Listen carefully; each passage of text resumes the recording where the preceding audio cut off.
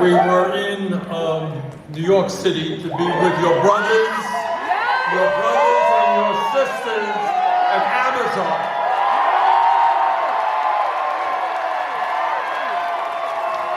And it turned out that there is a thing called the Brooklyn Marathon, which ties up traffic throughout the city, and we didn't make it to our first flight. So here we are, and thank you for your indulgence.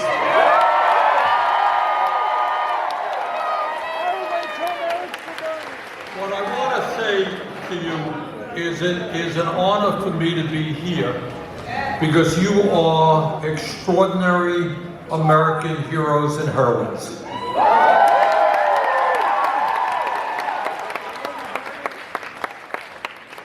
You are in the process, along with many others throughout this country, of standing up for justice, standing up for dignity, and helping to revitalize the trade union movement in this country, which will give workers a seat at the table.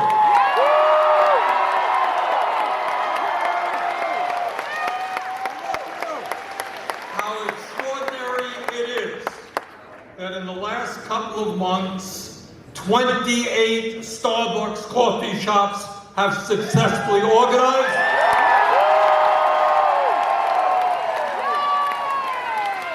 Including 7 here in Virginia.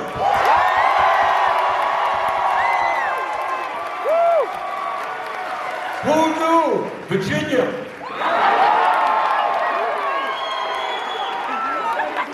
And what is extraordinary is that this movement is spreading like wildfire all across the country.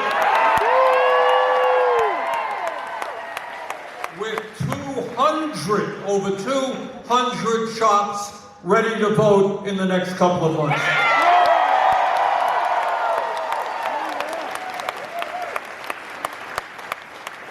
Now here is the easy part of this whole discussion. And the easy part is that those of you who work for Starbucks are working for a very profitable corporation whose profits increased by 31% last quarter.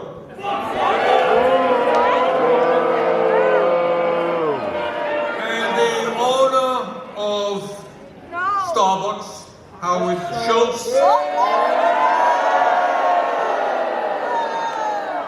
became nearly $1 billion richer during the pandemic.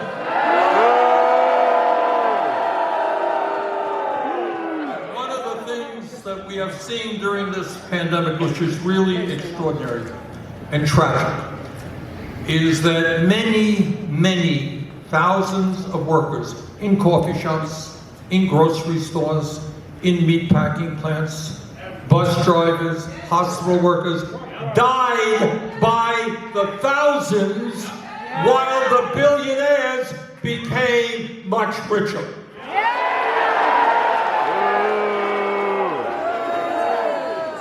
And what this movement that you are helping to lead is about is to say that we are going to have an economy that works for all, not just Howard Schultz and other billionaires.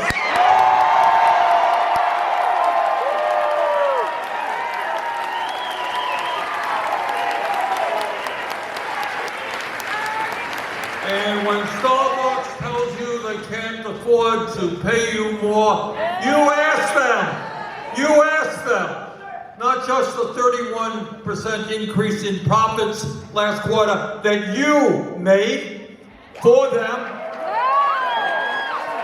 but apparently they had enough money available to provide a $60 million golden parachute for their outgoing CEO, Kevin Johnson.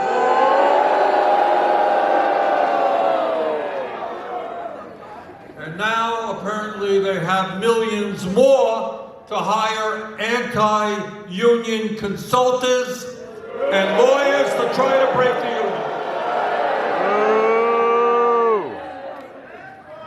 what this struggle is about is really not complicated. Yeah, it is about whether we have an economy that works for ordinary people or an economy that works for billionaires, but it is deeper than that. It is whether you as workers have a say on the job and a seat at the table.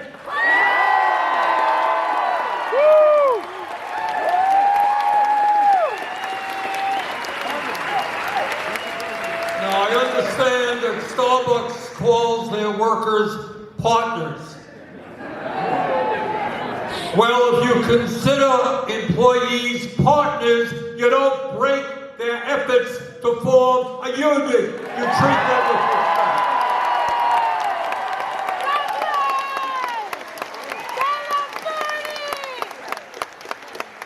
And I'll tell you what this is about. Money is certainly an integral part of what this is about. They want their owners and their stockholders to make as much money as possible. They do that by paying wages and benefits as low as possible. But the issue goes even deeper than that.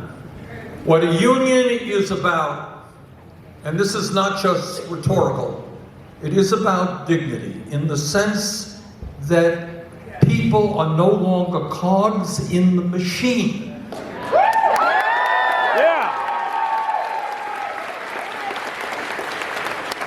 They are standing up and saying, this is what we need. We need decent wages, we need decent working conditions, we need decent schedules. And we want to be heard. And the way we are heard is through collective bargaining.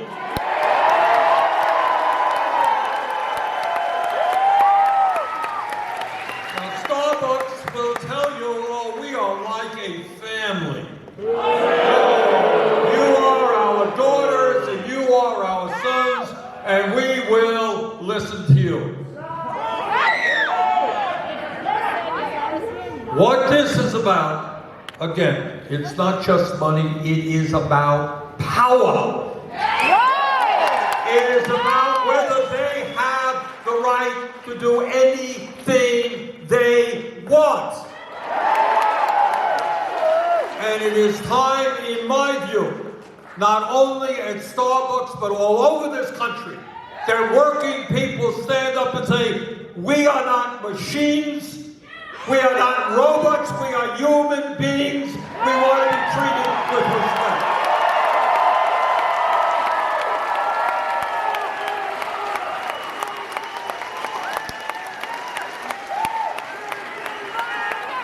What these guys, whether it's Jeff Bezos of Amazon or Schultz of Starbucks, what they are worried about is not just the money, that's important.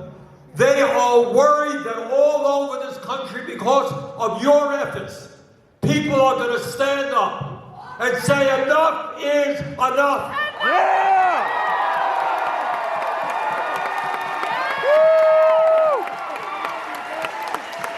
We are, as you know, the richest country in the history of the world. But that reality does not filter down to working people. That's right! Half of our people, including many of you, are working paycheck to paycheck while billionaires get richer. Boo! 70 million Americans are either uninsured, can't afford health care, or are without insurance completely. Millions, 45 million people are trying to pay off their student debts.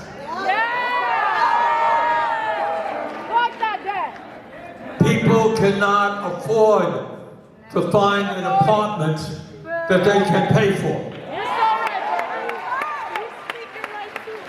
So what this struggle is about really is what kind of America we become.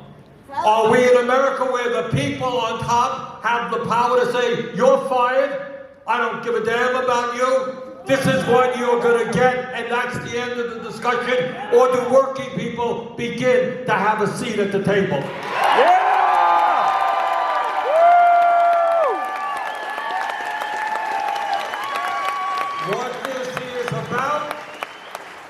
whether the working people of this country are going to enjoy decent wages.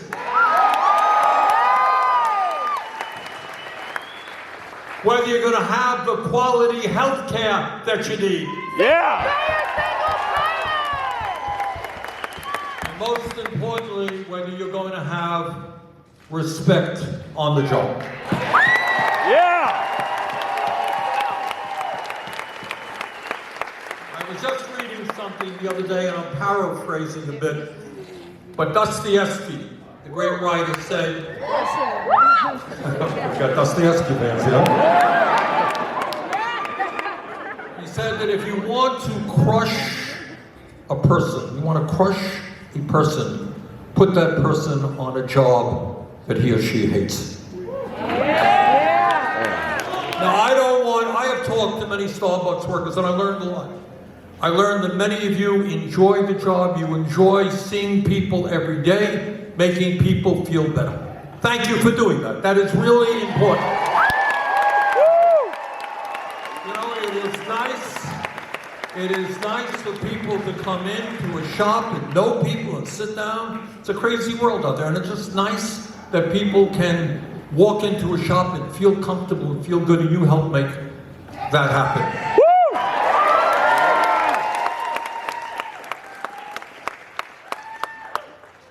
So where we are at now, if I can detour a little bit, we're in a strange moment in American history. The problems facing this country clearly, and facing the world, war in Ukraine and so forth, climate change, etc., terrible. But the struggle right now is what kind of democracy we have in this country. And a democracy, brothers and sisters, is more than voting every 2 years or every 4 years. And I hope you do vote. Democracy is having a say on the job.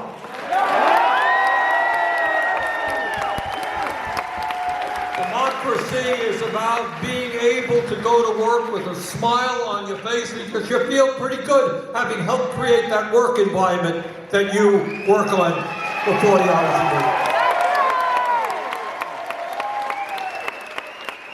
I think that what is going on throughout this country, and I see it, we are involved in many labor struggles, and what I see is people are really sick and tired of the status quo. They're tired of falling further and further behind. You know, I just don't, and they're tired, you know what they're tired of? They're tired of the incredible greed of the people who own this country. That's right! Bezos at Amazon is worth $170 billion. Now, I know that Howard Schultz is just a very poor cousin. He's only worth $4 billion. Struggling to get by. But how much does anybody need? Why can't they pay workers a living wage with decent benefits? Yeah!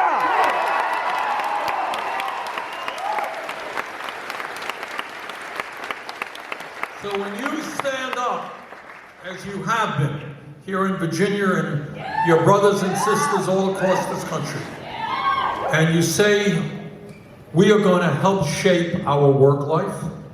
We're going to negotiate for better wages, better working conditions, better schedules, better benefits.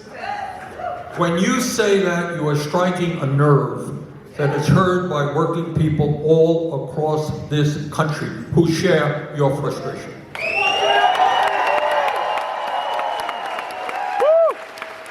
So I just want to thank you. I want to congratulate you. And our demand right now, and I will do my best as a United States Senator to make it happen. Our demand right now is to tell Mr. Schultz and the people who run Starbucks, stop the anti-union activities. Bringing people into back rooms, stop threatening people, stop intimidating people.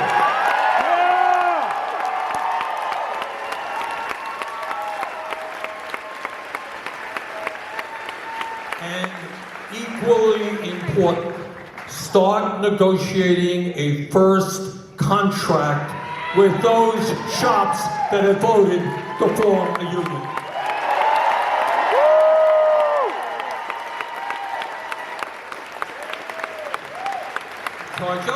So I want you to understand, and I'm saying this from the bottom of my heart, I want you all to understand, and you may not, that what you are doing goes well beyond Starbucks, goes well beyond your jobs.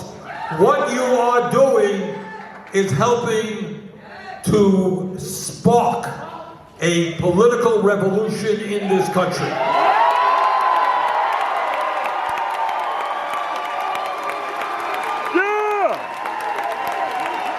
And I am absolutely certain that people all over this country admire your courage and your tenacity. They stand with you because you are doing exactly, in many ways, what they want to do as well. So brothers and sisters, thank you for your great work. Look forward to working with you in the future. Let's go forward together.